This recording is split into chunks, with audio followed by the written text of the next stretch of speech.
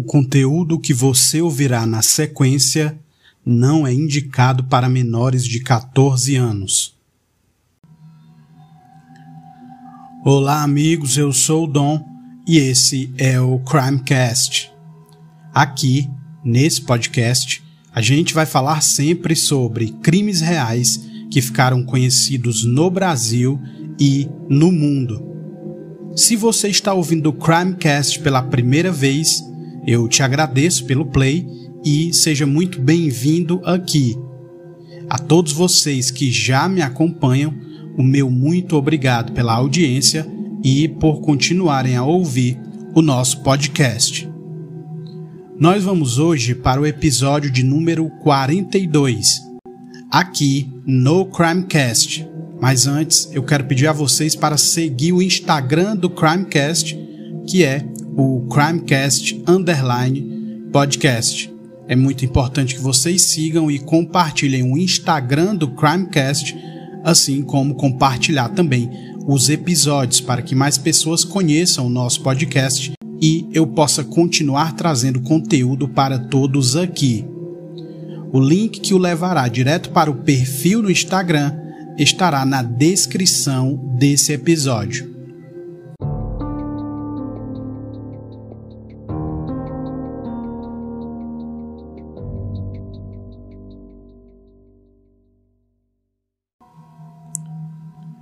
Então, amigos, episódio de número 42 aqui no Crimecast.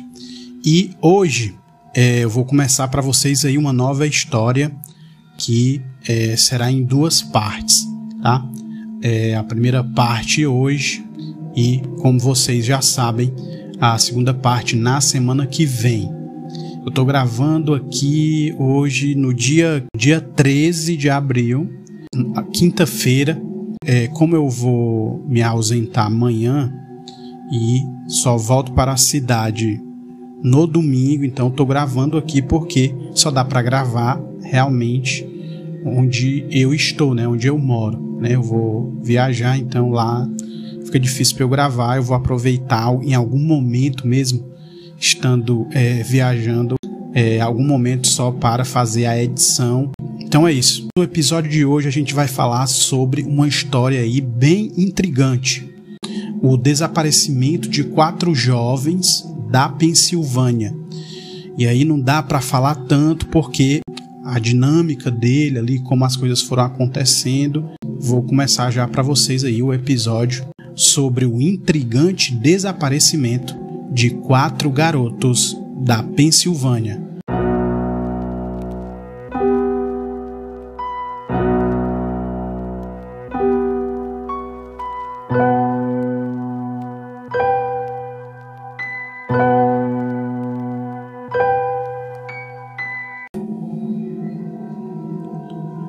O caso se passa no condado de Bucks, na Pensilvânia.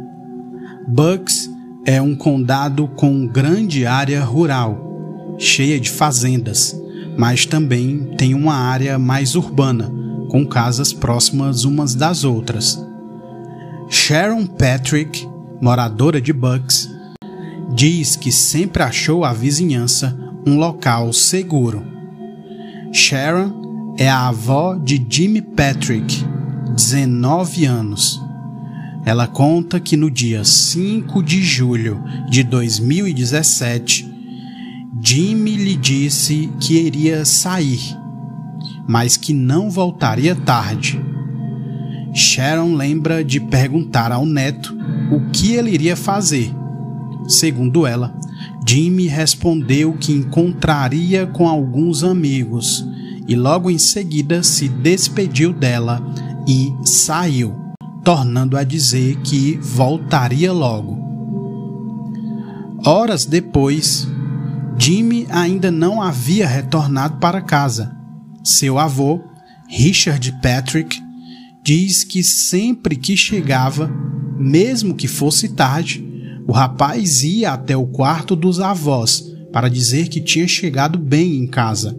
Naquela noite, Jimmy não fez isso. Então, os avós acharam aquilo bem estranho. Richard e Sharon contam que o rapaz nunca levou preocupação para eles. O avô diz que Jimmy era muito estudioso e conseguiu ótimas bolsas em todas as faculdades que tentou. Era apenas uma questão de escolher para qual ele iria, e Jimmy sonhava em ir para Maryland, segundo o avô. Sharon diz que Jimmy era muito responsável e que trabalhava, arcando com alguns custos inclusive. Ao entrar na faculdade, Jimmy se destacou, com notas sempre muito boas e ganhando prêmios já nos primeiros semestres. E aí, amigos, a gente vai saber por que o Jimmy mora com os avós. Quando criança, Jimmy passou por dificuldades, pois a mãe sofria de esquizofrenia, então não podia cuidar dele.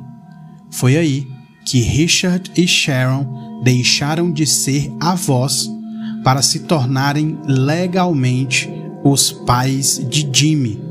Sharon lembra que precisou levar Jimmy para sua casa quando ele tinha apenas 1 ano de idade. E aí nós voltamos para o dia 6 de julho de 2017, porque o Jimmy ainda não tinha aparecido em casa. Sharon, aflita, manda várias mensagens para Jimmy, mas ela lembra que ele não respondeu. Sharon conta que sempre que mandava mensagens para o neto, a resposta vinha rapidamente, em no máximo 10 ou 15 minutos. Sharon já tinha enviado mais de 20 mensagens, porém, Jimmy continuava sem responder. O casal então passa a telefonar para os amigos de Jimmy, perguntando se alguém sabia onde o garoto poderia estar, mas ninguém sabia onde estava Jimmy Patrick. Segundo Sharon, a única coisa que sabiam era que ele não tinha aparecido onde disse que iria. Os avós então imaginaram que Jimmy poderia ter mentido ao dizer para onde iria na noite anterior. Eles verificaram as câmeras de segurança da casa para tentar saber alguma coisa e veem apenas o momento em que Jimmy entra na garagem e coloca uma sacola no lixo. Richard Patrick então decide ligar para a polícia por volta de meio-dia. A polícia, porém, diz que ainda não havia se passado as 24 horas desde o desaparecimento e pedem que os pais aguardem mais um pouco. Essa questão, amigos, eu não sei quem já ouviu aí outros episódios, vai lembrar que essa questão da polícia é uma coisa recorrente. Sempre que se trata do sumiço, do desaparecimento de algum jovem, a polícia ela sempre trata com menos prioridade, na maioria dos casos. Eu já falei aqui, eu acho que em 2 ou 3 outros episódios sobre isso. E sempre a polícia diz, não, tenha calma, vai aparecer, né? E essa questão desse protocolo, né, de polícia pede que se complete as tais 24 horas, né, uma coisa protocolar. Quando uma pessoa, né, um adulto ou um jovem desaparece, geralmente eles têm que aguardar essas 24 horas para poder a polícia começar a procurar. Após as 16 horas, Richard volta a ligar para o departamento de polícia.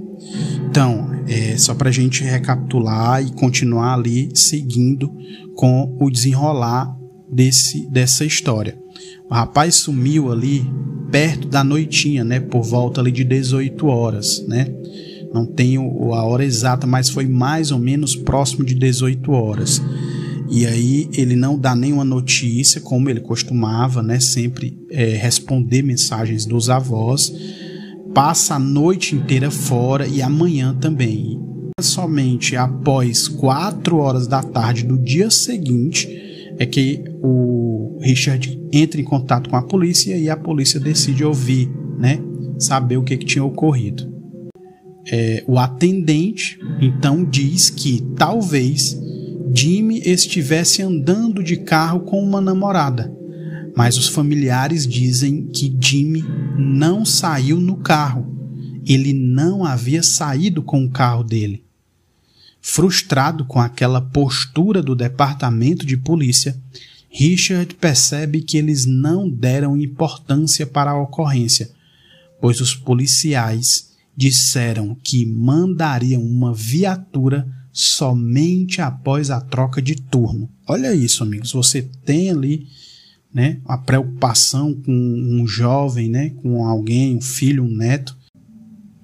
E aí você chegar, né, ter que ligar 2 vezes, né, e os caras sem nem saber o que tinha ocorrido, como que o garoto tinha sumido.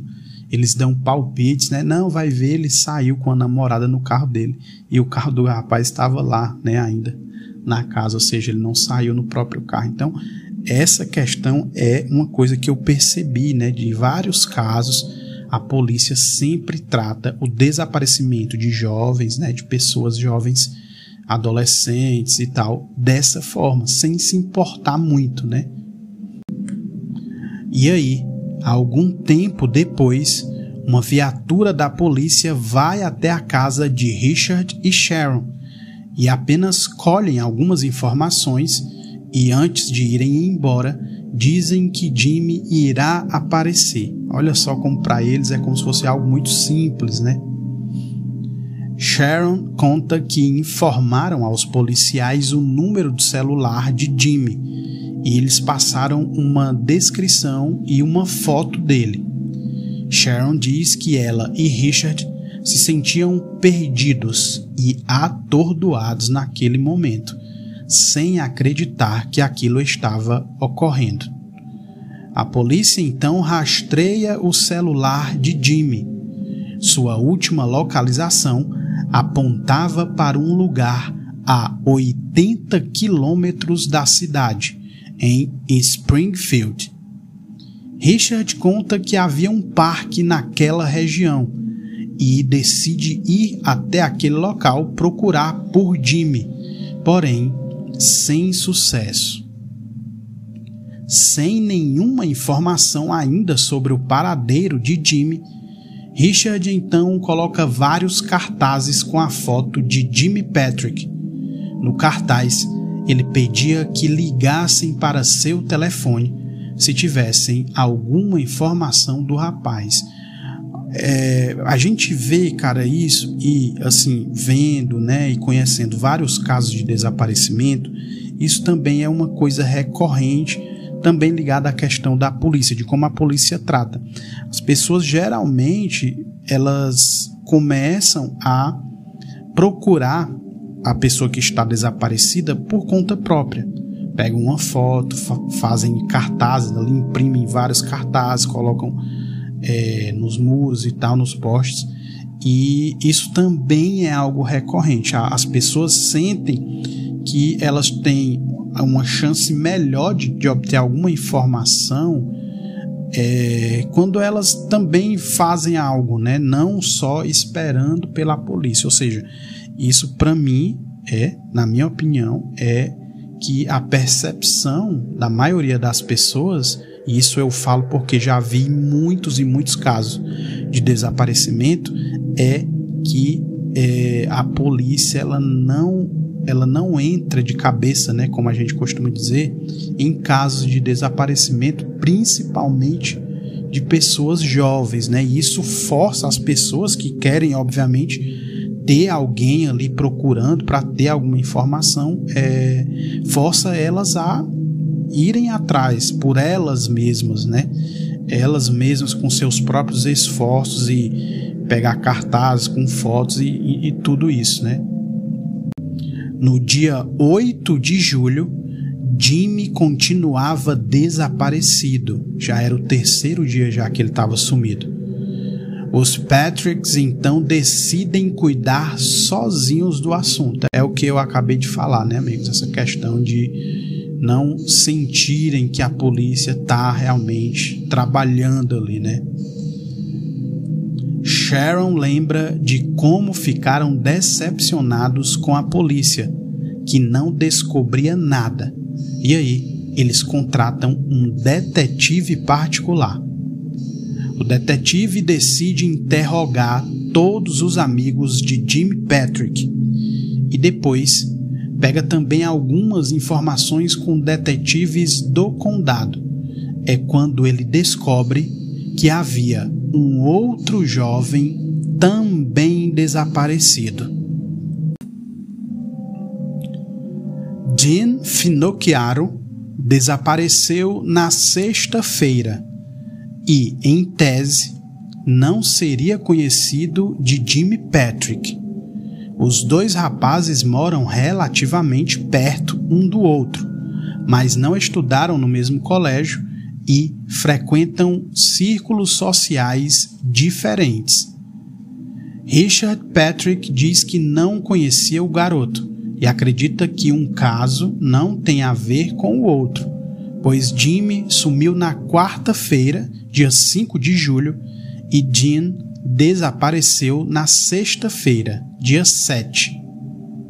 E aí nós vamos saber, né, mais informações sobre esse outro desaparecimento, né, desaparecimento de outro rapaz chamado Dean Finocchiaro.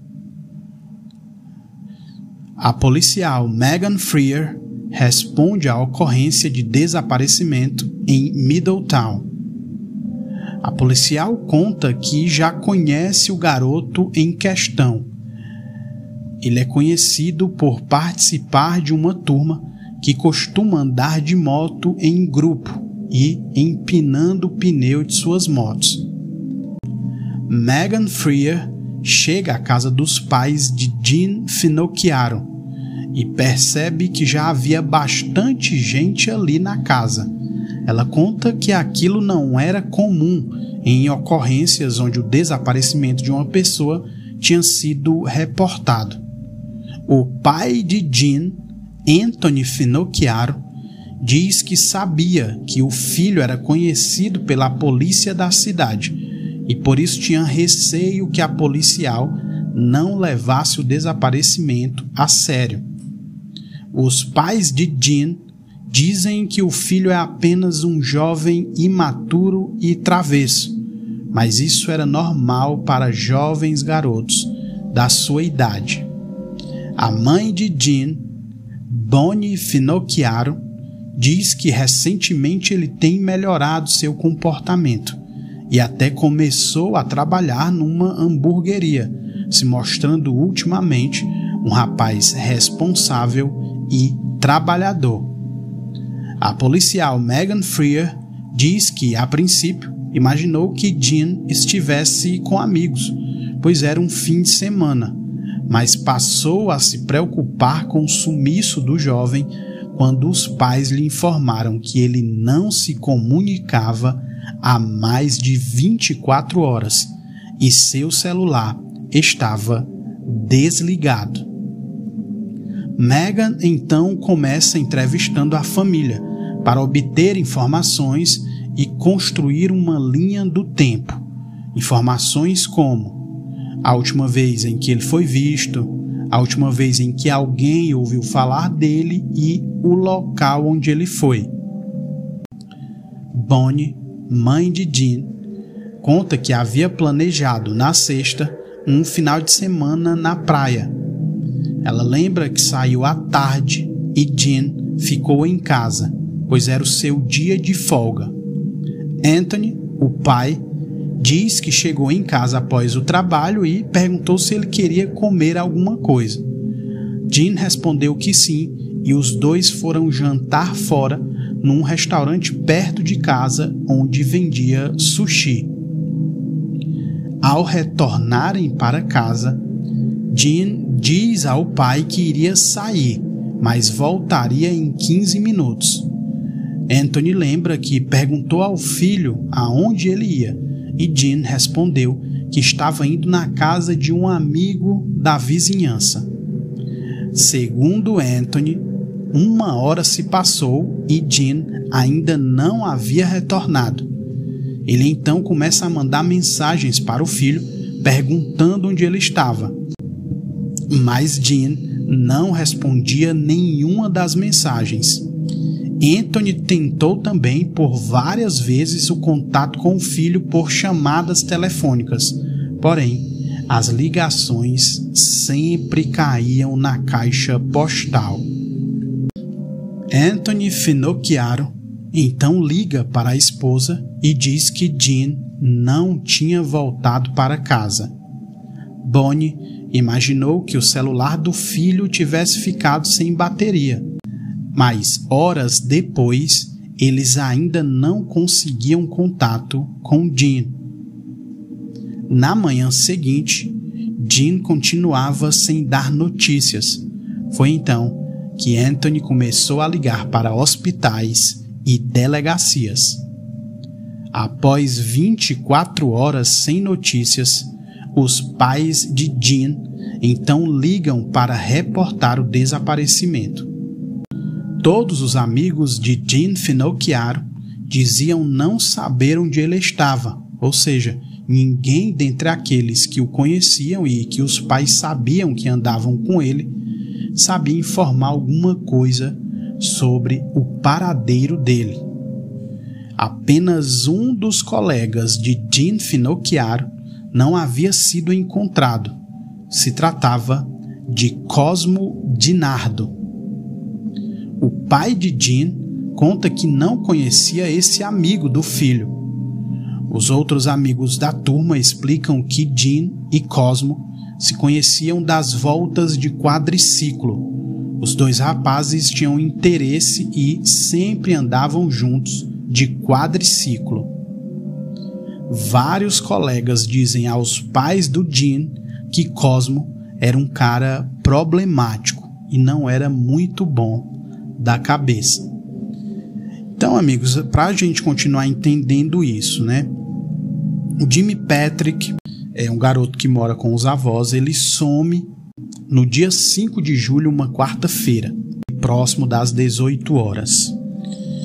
E aí os avós, né, começam, né, a procurá-lo e, de repente, 2 dias depois, há também uma informação, 2 dias depois não, 3 dias depois, surge a informação de que um outro garoto, que era ali das redondezas, mas que as pessoas diziam que eles não eram pessoas conhecidas, que não frequentavam a mesma turma, né?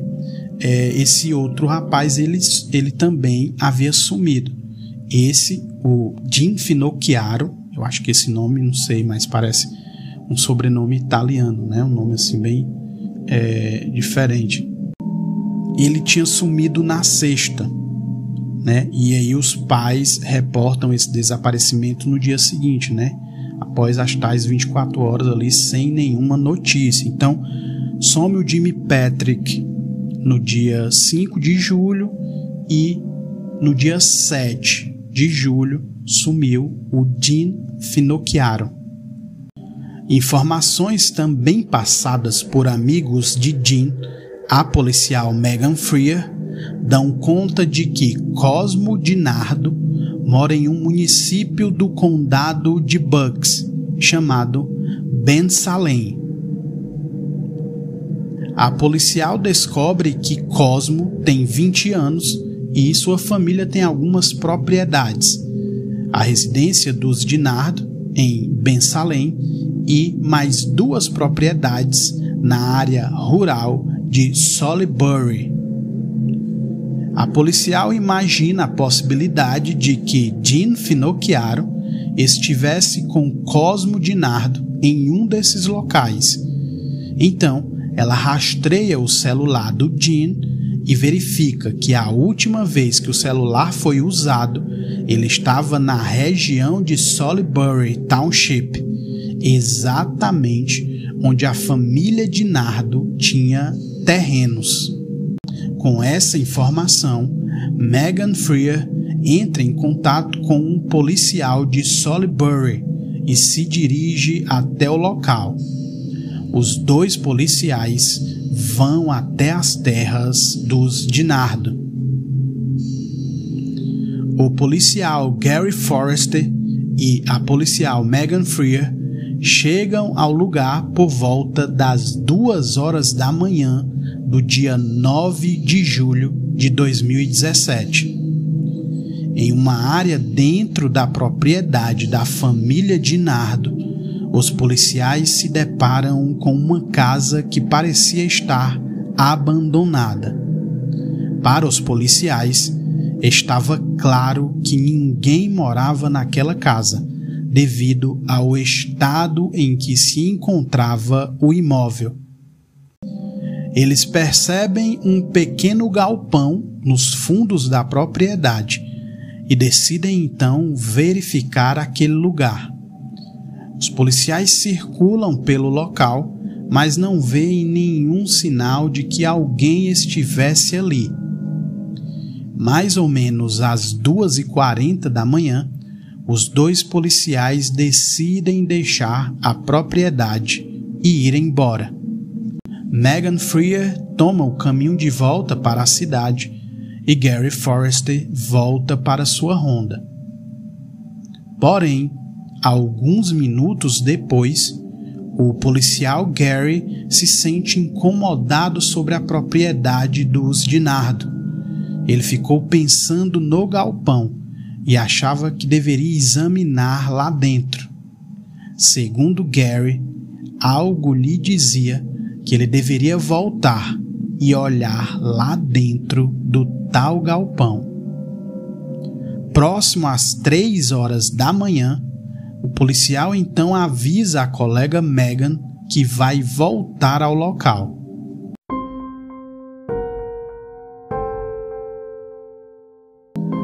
Gary chega no galpão e abre um pouco a porta de entrada.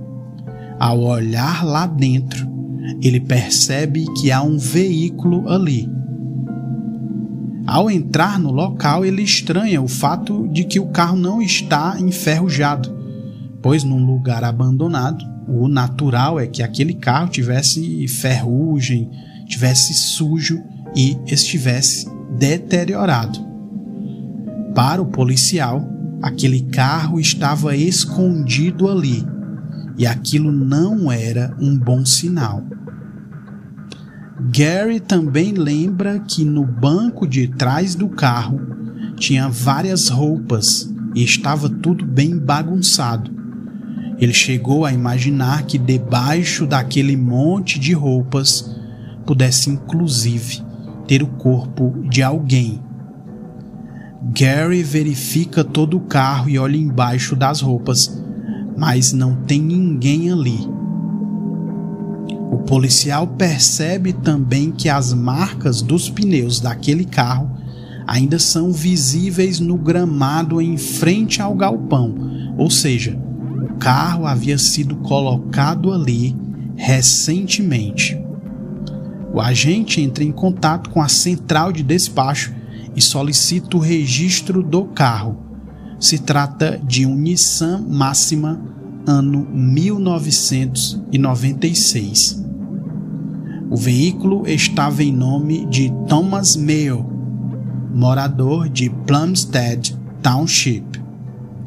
Ao ouvir aquele nome, uma outra policial os interceptou no rádio e informou a Gary que a mãe de Thomas Mayo havia ido até a delegacia e reportado o desaparecimento dele.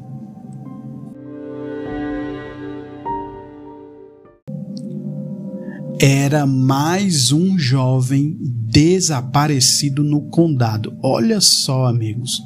Esse policial, junto com a Megan Freer, ele encontra no galpão esse carro. Na primeira vez eles estão juntos, eles não olham direito ali dentro e tal, mas aquilo ficou incomodando ele, ele retorna e quando ele olha lá dentro de uma propriedade completamente abandonada, o carro em perfeito estado, ou seja, aquele carro não está ali abandonado, é um carro que parece estar escondido.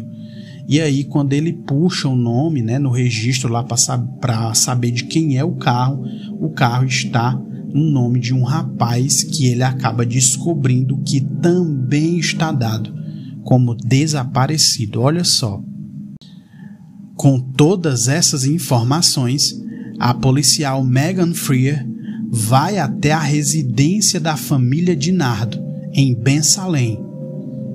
Já eram quase 8 da manhã quando a policial chega à casa da família.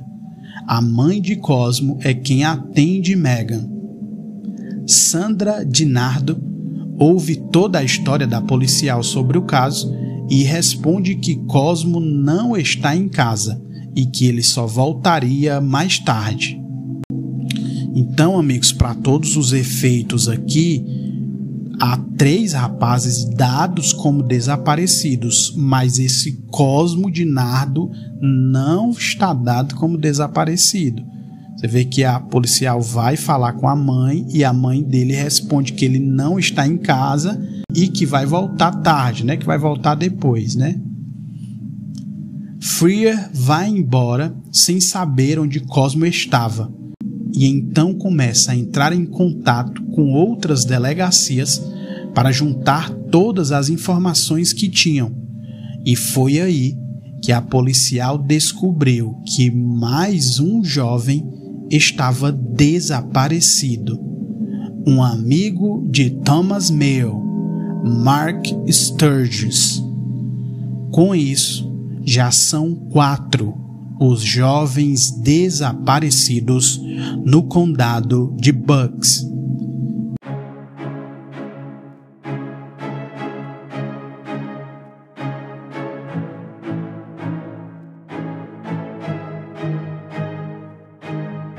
Então, amigos, olha só.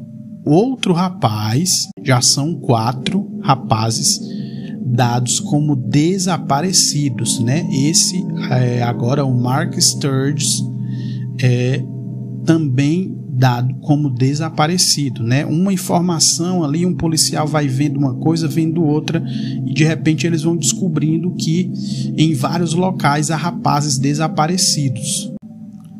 Os investigadores do condado de Bucks então formam uma força-tarefa para tentar rastrear os garotos que estão sumidos. A cronologia dos desaparecimentos é a seguinte, olha só. Jimmy Patrick foi visto pela última vez no dia 5 de julho em Newtown, por volta das 18 horas. Jean Finocchiaro foi visto pela última vez no dia 7 de julho em Middletown, por volta de 18h30. Tom Mayo e Mark Sturgis foram vistos pela última vez também no dia 7, mais ou menos por volta das 19h30. E o Tom, ele é de Plumstead e o Mark Sturgis é de Ben Salem. O detetive Jonathan Koretsky, do Departamento de Polícia de Salisbury Township, foi um dos investigadores chamados para assumir o caso. O detetive diz que a maior prioridade era localizar os jovens, pois se imaginava que havia uma conexão entre eles. Existia uma chance de todos estarem juntos naquele fim de semana. Os investigadores apuram que Tom Mayo e Mark Sturgis são melhores amigos. E surge a informação que os dois foram vistos juntos no dia 7 de julho, mesmo dia em que Jean Finocchiaro desapareceu. Amy King, mãe de Mark, confirma que o filho era muito próximo de Tom Mayo e diz que os dois estavam quase sempre juntos, principalmente após começarem a trabalhar no mesmo lugar. A mãe de Mark conta também que a última vez que falou com ele foi na sexta, dia 7 de julho. Segundo Amy King, o filho mandou uma mensagem para ela, dizendo que estava no trabalho e que a amava. No dia seguinte, porém, Mark Sturgis não atendia seu celular. Amy diz que o filho era conhecido por não andar com o celular, pois, diferentemente da maioria dos jovens da sua idade, ele não gostava de redes sociais. Por esse motivo, ela explica que não se preocupou tanto quando tentou ligar para Mark e ele não atendeu. Por esse motivo, ela explica que não se preocupou tanto quando tentou ligar para Mark e ele não atendeu, pelo fato de que ele costumava não estar com o celular. A mãe de Mark diz que só passou a se preocupar quando soube que o filho não tinha aparecido no trabalho no sábado. Ela conta que o filho era muito responsável com seu emprego e nunca faltava no serviço. Sem notícias de Mark, Amy se desespera, tentando descobrir onde poderia estar o filho. A mãe do outro rapaz, Tom Mayo, tinha uma preocupação a mais. Tom é diabético e teria que tomar insulina durante o dia. O detetive Koretsky e os investigadores criminais da Força Tarefa decidem então irem até o galpão onde estava o carro de Tom Mayo. Eles querem analisar minuciosamente o veículo e tentar encontrar alguma pista. Eles identificam de início que o carro estava destrancado e não havia sinais de crime ou luta dentro do Nissan 96. Em seguida, algo estranho foi achado. As chaves e o documento do veículo estavam presos na parede do galpão. Os investigadores ficam se perguntando o motivo de Tom, ou quem quer que seja, deixar a chave e o documento ali. Aquilo não era normal.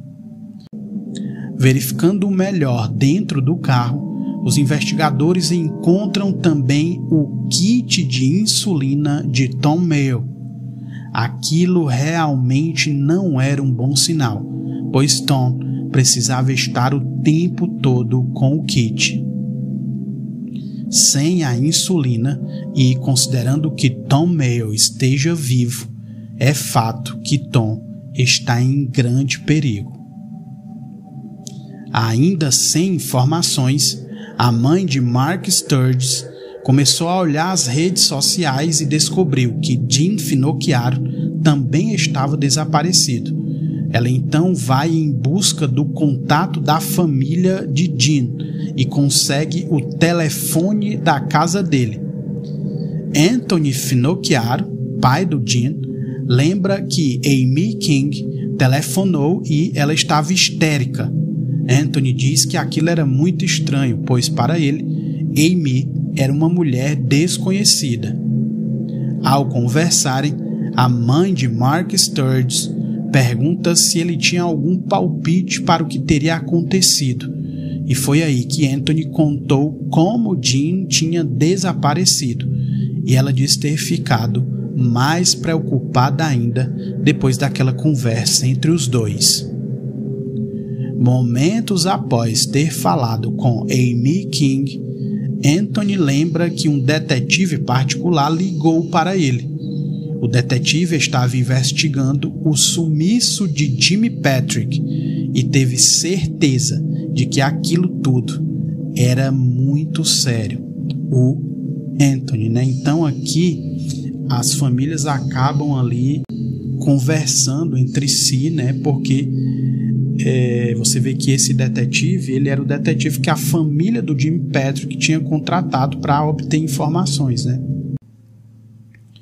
Os avós de Jimmy Patrick, ao saberem do desaparecimento dos outros jovens, ficaram sem acreditar que toda aquela situação estava ocorrendo e que Jimmy estava desaparecido junto com aqueles outros garotos. A princípio, Sharon Patrick diz não acreditar que todos os desaparecimentos estivessem conectados, pois ela não conhecia nenhum dos outros rapazes, exceto Cosmo Dinardo. E aí vocês lembram, né, que ele, o Cosmo, ele não estava dado como desaparecido, só os outros rapazes. Sharon conhecia Cosmo porque ele estudou no mesmo colégio que Jimmy Patrick.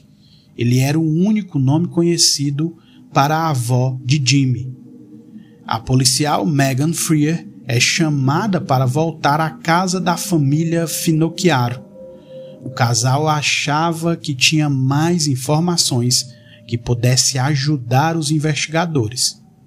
Ao chegar na residência, a policial pergunta se eles tinham câmeras de segurança na casa, e eles disseram que não tinham câmeras, mas disseram também que sabiam que havia câmeras na casa dos vizinhos.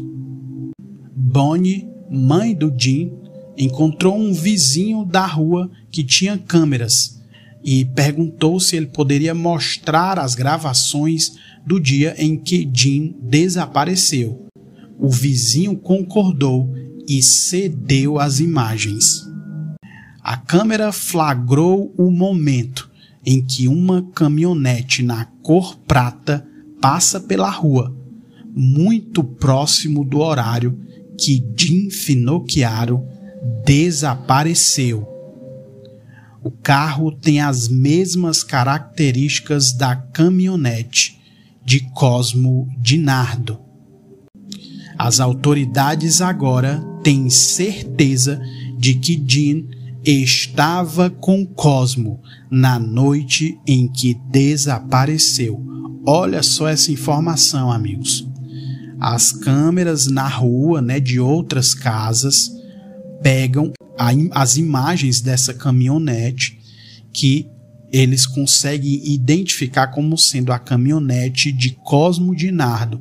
Então, se o Jim Finocchiaro sumiu exatamente ali naquele momento que o carro passa por ali, eles já imaginaram que o Jim tinha saído de casa e estava no carro com Cosmo Dinardo. A pergunta que fica é a seguinte: para onde os dois estavam indo naquela noite? Os policiais então voltam suas atenções para Cosmo Dinardo e tentam encontrá-lo. Na noite em que Megan Freer foi até a casa dos Dinardo, a mãe dele disse que ele não estava lá. Os detetives então procuram Cosmo para saber informações sobre os garotos desaparecidos. E aí, no dia 9 de julho, às 2:30 da tarde, Cosmo e os pais marcam uma reunião voluntária com os investigadores na delegacia. Cosmo Dinardo é interrogado pelos investigadores, mas não há nenhuma prova de que ocorreu um crime. Então, os policiais tentam obter informações de uma forma sutil para não perder a cooperação da família Dinardo e, com essas informações, tentam criar uma linha do tempo dos acontecimentos e saber onde estava Cosmo naqueles dias, se tinha ido em alguma das propriedades que estavam sendo investigadas e se conhecia todos os rapazes que haviam sumido.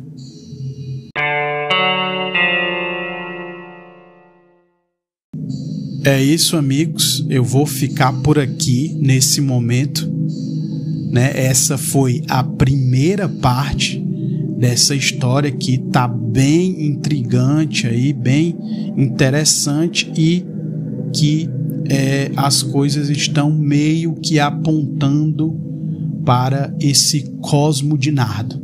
Mas na semana que vem eu volto com a segunda parte e o desfecho dessa história, tá?